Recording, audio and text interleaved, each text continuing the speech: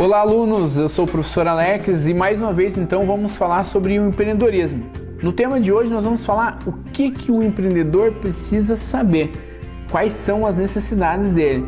E o primeiro assunto ou o primeiro fator que um empreendedor precisa saber é o que se pretende fazer. Existe uma frase muito famosa ao qual diz que para um barco ou para quem está perdido, qualquer caminho serve. E o empreendedor precisa saber exatamente o que ele vai fazer. E um dos fatores para que se determine isso é ele descobrir qual é o ramo de negócio que ele pretende atuar, para quais são as pessoas que ele pretende atender.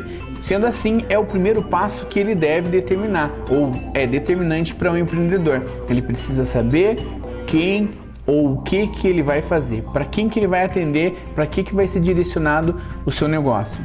O segundo ponto é reunindo forças. Ninguém faz nada sozinho e para o empreendedor muitas vezes que não tem o capital necessário ou muitas vezes ele tem a ideia, mas não tem todo o conhecimento sobre aquilo que ele pretende fazer, ele precisa reunir forças principalmente complementares.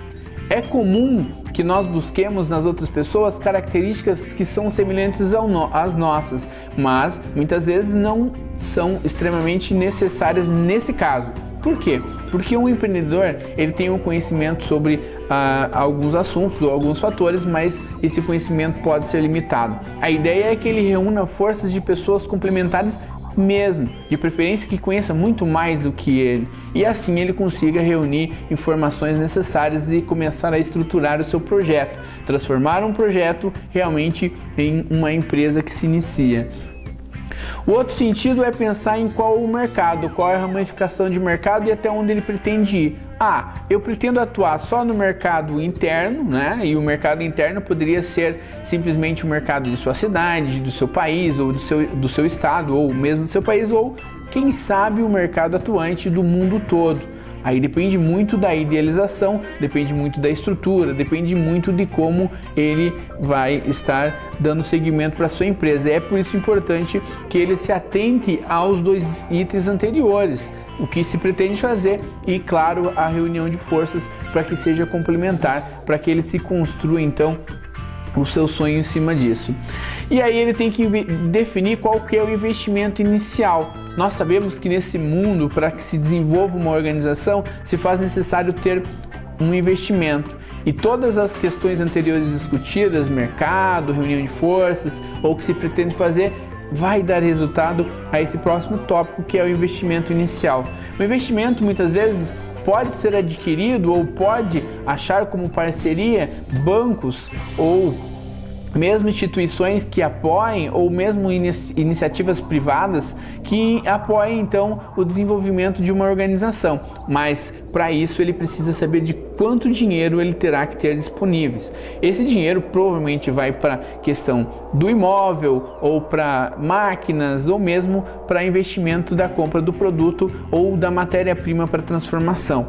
É uma das funções mais importantes ou do fundamento da organização. Imagine se você tiver todo o seu sonho, toda a sua estruturação, mas você não tem o capital ou não tem ideia de quanto você vai investir. Ou pior ainda, você dá início a um projeto achando que vai ser necessário um capital e no meio do caminho você vê que o dinheiro acabou. Então acaba sendo preocupante, por isso se faz necessário esse levantamento de capital.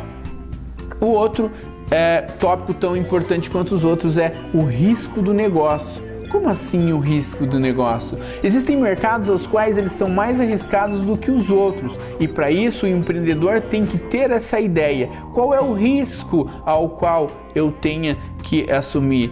Qual é a função ou como que eu vou fazer isso? Será que eu vou ter coragem ou não? Para isso se faz necessário uma leitura do mercado ao qual a organização vai entrar. Imagine você que queira hoje montar, por exemplo, uma videolocadora. Imagine o risco ao qual você vai ter que correr para abrir uma empresa nesse ramo. Hoje nós sabemos que com toda a tecnologia ela oferece um risco um tanto quanto complicado. Então, imagine e use esse exemplo para tentar imaginar ou tentar mensurar se dá para investir ou não no negócio. Até a próxima!